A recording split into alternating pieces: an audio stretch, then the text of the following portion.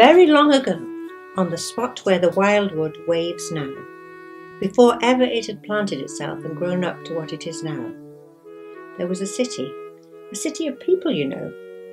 Here where we are standing, they lived and walked and talked and slept and carried on their business. Here they stabled their horses and feasted. From here they rode out to fight or drove out to trade. They were a powerful people and rich and great builders. They built to last, for they thought their city would last forever. What has become of them all? Asked the mole. Who can tell? Said the badger. People come, they stay for a while, they flourish, they build, and they go. It is their way, but we remain. There were badgers here, I've been told, long before that same city ever came to be. And now there are badgers here again. We are an enduring lot. We may move out for a time, but we wait and are patient, and back we come, and so it will ever be.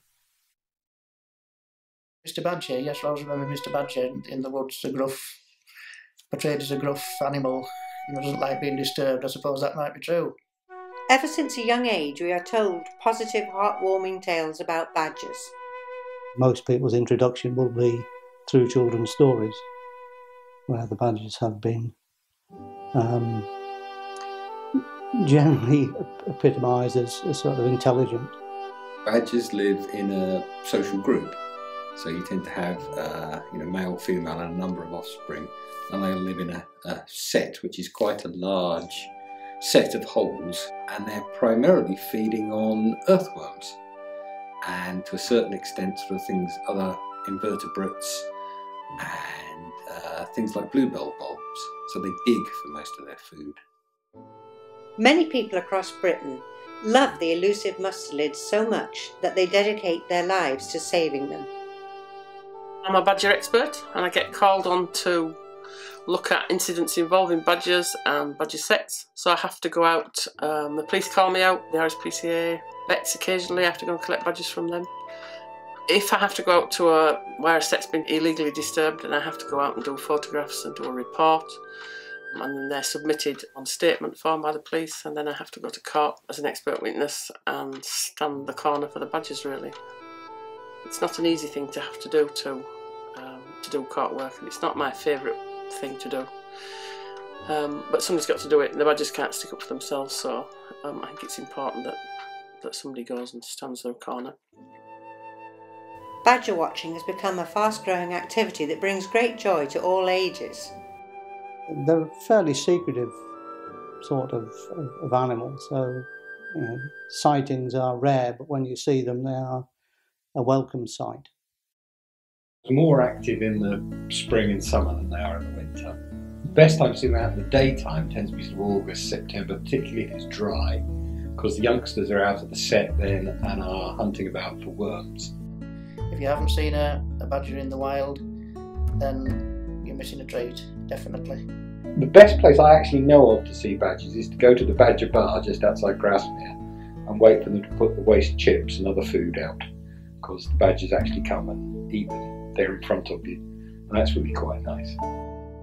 Most we've seen on the premises at one time was 9 and 5 this year, and we think Poppin is back this year. Poppin's one of the ageing mothers, and she's had 2 cubs each of the last 2 years.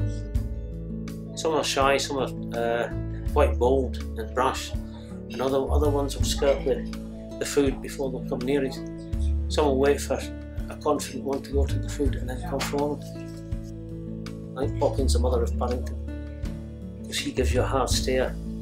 You stand and stare at you for quite a few seconds and then come closer. So that's Paddington the badger.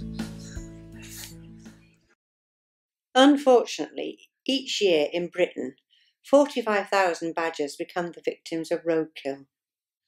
Paul uses one of the casualties as a means of educating the public about the black and white mammals. This is Bertie Badger. She's actually a female, an adult female. We believe she's fully grown, although we cannot be 100% on that. Probably 2 or 3 years old.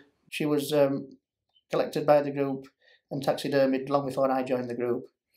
She was killed on the road, and we've had her ever since as our mascot, which we take along to when we do occasional stalls or events or anything like that, just to show to people, like little kiddies, for example, who are wide-eyed. They've never seen a badger before, and a lot of adults as well. They're absolutely wide-eyed when they see the stuffed badger there. We had a competition when we were doing a stall once, name the badger for little kiddies, and this little girl came up with beetroot. I thought that was really imaginative, that beetroot. Yeah, wasn't true, but I thought that deserved a prize actually. Badgers are already under a lot of pressure to survive. However, the government are adding to this stress by proposing a national badger cull. If it is not stopped, we could lose 70% of the overall British badger population. I'm very disappointed because the evidence that I've seen and read, to me the whole basis is not scientific. I mean, I'm retired now, but I was an engineer, so tend to deal more in hard fact rather than in emotion. And what I've found and read is that the whole basis of the cull is questionable. It seems as if there has been a decision made by government to go ahead, probably with the support of landowners and the farming community, but it hasn't really been fully thought through. There are other alternatives, and Wales has embraced one of those alternatives, which is inoculation as a means of controlling bovine TB. I mean, we're fortunate in the north at the moment because there isn't a problem. The cull and the perceived passage of bovine TB by badgers is prevalent in the south, in the southwest. But there is a lot that can be done before we consider, or before killing or culling badgers should be considered, and that is to look at the movement of cattle within those affected areas.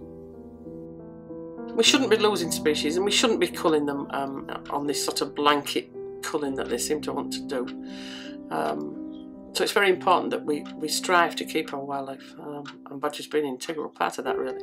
They're a very old species, they've been here as long as we have. We've got badger sets in the Domesday Book close to us here that I know about, so it's very important that we should keep them, and they should be part of our countryside.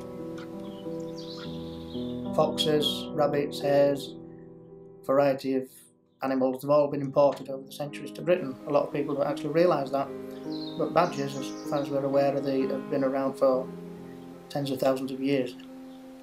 So we shouldn't just let them disappear lightly, because if we do, we're going to regret it.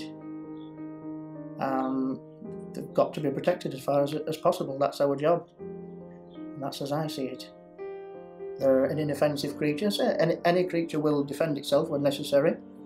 They have to forage, they have to live, so we should do our best to protect them. I just can't see it working. I really cannot see it being a viable, practical way of managing a problem. Bovine tuberculosis is a disease that affects the lungs of warm-blooded mammals. It is easily caught and passed on from cattle to badgers. However, even experts find it impossible to tell if a badger has caught the disease or not. Therefore, if the national cull is carried out, many healthy badgers will die. Unnecessary. Absolutely 100% unnecessary. They keep moving it on another year with the hope that we'll all forget about it. If there's anybody out there that can do anything about it, stop the cull. By simply vaccinating both cattle and badgers against this horrible disease, money, time and lives will be saved. You can make a difference by simply signing a letter to the government via an online petition, popping into your local Lush store and signing a postcard, joining in national protests, or simply tweeting your views. Together we can stop the cull.